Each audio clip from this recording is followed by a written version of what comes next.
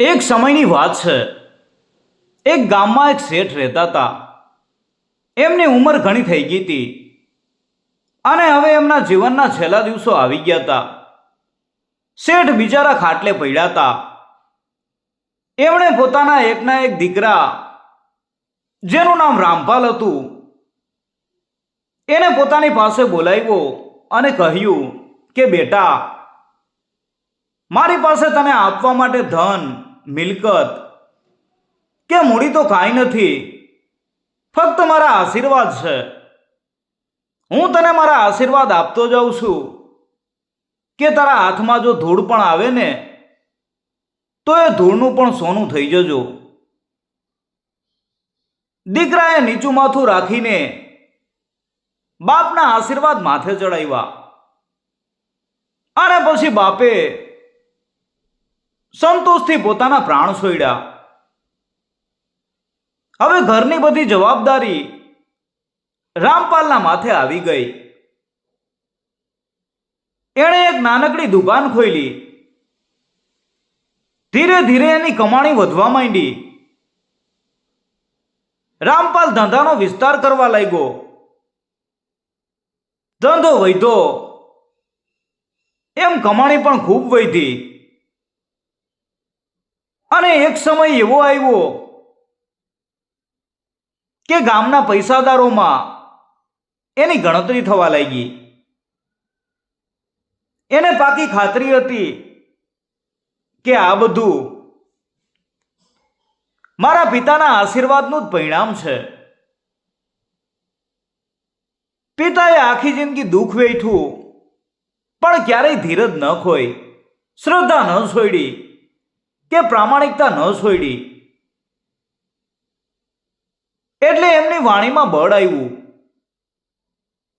અને એમના આશીર્વાદ ફળ્યા અને હું સુખી થયો.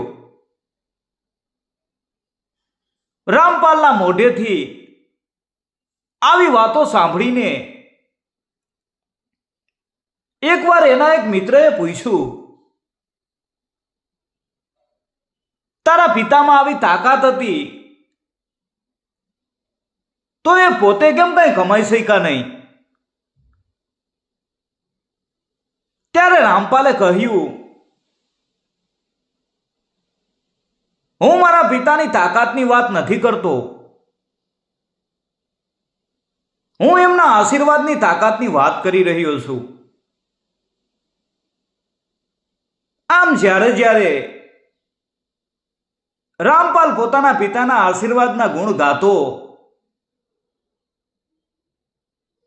તો લોકો એની મજાક ઉડાવતા અને મજાકમાં એને બાપના આશીર્વાદ કહીને બોલાવતા. રામપાલને પણ એનું જરાય ખોટું ન લાગતું. એ કહેતો કે બાપના આશીર્વાદને લાયક નીકળું એટલે બસ. આમ વર્ષો વીતી ગયા. રામપાલનો વેપાર ખૂબ જ વધી ગયો. એના વહાણો દેશ પરદેશમાં ફરતા અને માલની લેવેચ કરતા. એની કમાણીનો કોઈ પાર નહોતો. એકવાર રામપાલને વિચાર આવ્યો કે આમ વેપાર રોજગારમાં નફો જ નફો થયા કરે એ સારું નહીં. કોઈક વાર નુકસાનીનો પણ અનુભવ કરવો જોઈએ. એટલે રામપાલે એના એક મિત્રને કહ્યું કે મિત્ર, કોઈ નુકસાનીનો ધંધો હોય તો બતાવ. એના મિત્રને થયું કે આને ધનનો ખૂબ જ નશો ચડી ગયો હોય એવું લાગે છે. એ એવું સમજે છે કે મને થઈ થઈને શું નુકસાન થવાનું છે? કાન ખજૂરાનો એક પગ ભાંગી જાય તો શું ફરક પડે? એટલે હવે એને એવો ધંધો બતાવું કે જીવનભર ના ભૂલે. રામપાલના મિત્રએ એને કહ્યું, તું એમ કર, વહાણમાં લવિંગ ભરીને ઝાંઝીબાર વેચવા જા. નક્કી આ ધંધામાં તને મોટું નુકસાન થશે. રામપાલને આ વાત બરાબર લાગી. ઝાંઝીબાર તો લવિંગનો દેશ છે. ત્યાંથી લવિંગ ભારતમાં આવે છે અને 10-12 ગણા ભાવે વેચાય છે. પણ એ જ લવિંગ ભારતમાંથી ખરીદી અને ઝાંઝીબાર વેચવા જાઓ એટલે નક્કી સીધી પાયમાલી જ થાય. રામપાલે નક્કી કર્યું કે નુકસાનીનો આ અનુભવ પણ મારે લેવો છે. એટલે ભારતમાંથી મોંઘા ભાવે લવિંગ ખરીદી અને વહાણ લઈને તે ઝાંઝીબાર ગયો. ઝાંઝીબારમાં સુલતાનનું રાજ હતું. રામપાલ વહાણમાંથી ઉતરીને રેતીના લાંબા પટમાંથી થઈને વેપારીઓને મળવા જતો હતો. ત્યાં સામેથી આવતા સુલતાન એને મળ્યા. બંદરથી આવેલા વેપારીને જોઈને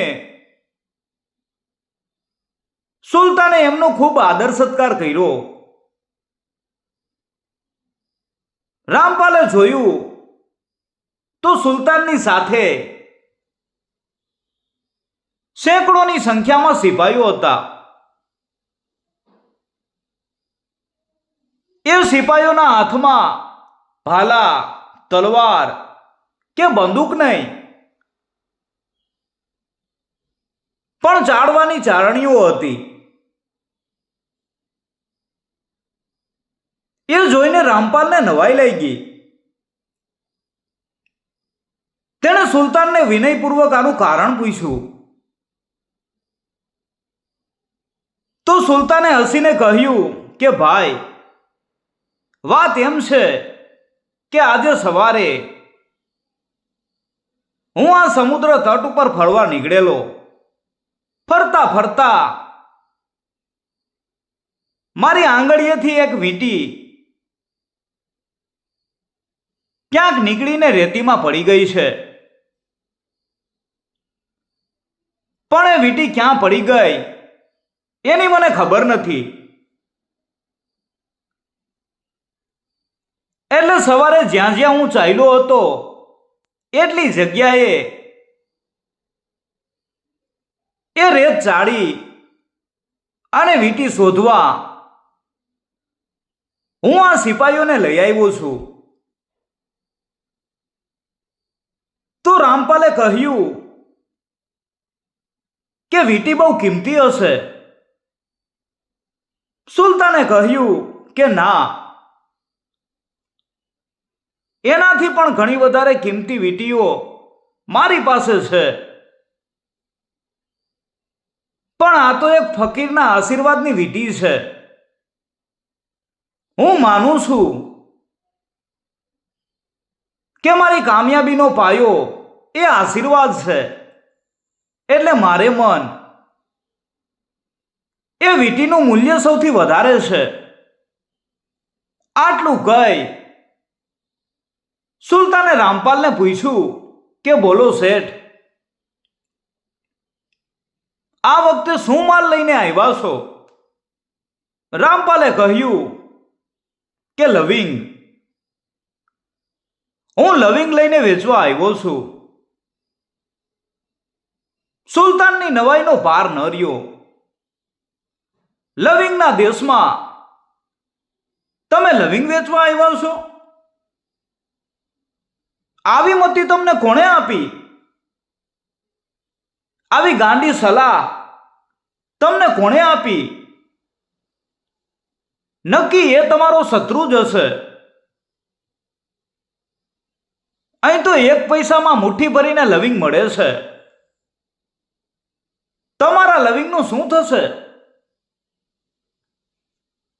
ત્યારે રામપાલે કહ્યું કે મારે એ જ જોવું છે.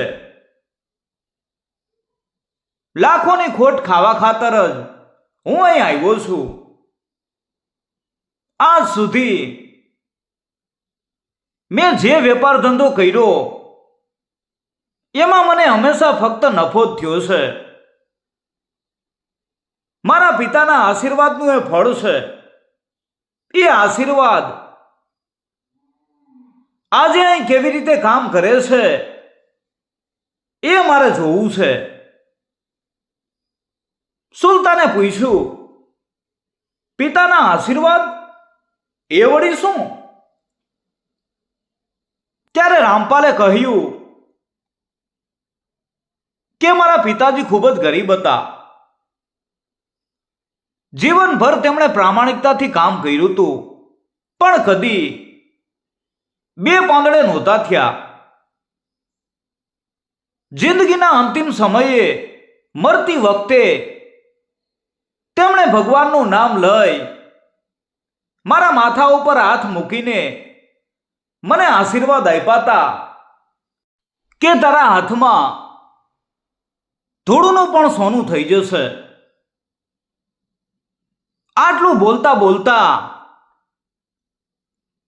રામપાલે જોશમાં આવીને નીચા નમી મુઠ્ઠી ભરીને દરિયાકાંઠાની રેતી હાથમાં લીધી અને આંગળીઓની વચ્ચેથી રેતીને નીચે ઝરવા દીધી. તો એની નવાઈનો કોઈ પાર ન રહ્યો. એના હાથમાં હીરા જડિત સોનાની વીંટી હતી. એ જ વીંટી સુલતાનની ખોવાયેલી વીંટી હતી. વીંટી જોઈને સુલતાન ખુશ થઈ ગયા અને તે બોલી ઉઠ્યા કે વાહ ખુદા, તારી કરામતનો કોઈ પાર નથી. તું જ બાપના આશીર્વાદને સાચા પાડે છે. તો રામપાલે કહ્યું કે ફકીરના આશીર્વાદને પણ એ જ સાચા પાડે છે. સુલતાન હેતથી રામપાલને ભેટી પડ્યો અને કહ્યું કે માંગો માંગો, જે જોઈએ તે આપું. ત્યારે રામપાલે એટલું જ કહ્યું હતું કે આપ 100 વર્ષના થાવ અને પ્રજાનું સારી રીતે પાલન કરો. એ સિવાય મારે બીજું કાંઈ ન જોઈએ. સુલતાન વધુ ખુશ થયા. તેમણે કહ્યું કે તમારો બધો માલ હું મુદલ કરતા બમણી કિંમતે રાખી લઉં છું. તો મિત્રો, જો નીતિ સાચી અને માતા પિતાના આશીર્વાદ આપણી ઉપર હોય તો દુનિયામાં કોઈની તાકાત નથી કે આપણને ક્યાંય પાછળ પાડી શકે. મા બાપની સેવાનું ફળ અચૂક મળે જ છે. આશીર્વાદ જેવી બીજી કોઈ મોટી ધન સંપત્તિ નથી. બાળકના મનને જાણનાર માં અને ભવિષ્ય જાણનાર પિતા, આ બે જ દુનિયાના મહાન ઝવેરીઓ છે. બસ એમનો આદર, એમની સેવા, આવું બધું થાય તો ભગવાન પાસે આપણે કંઈ પણ માગવાની જરૂર ના પડે.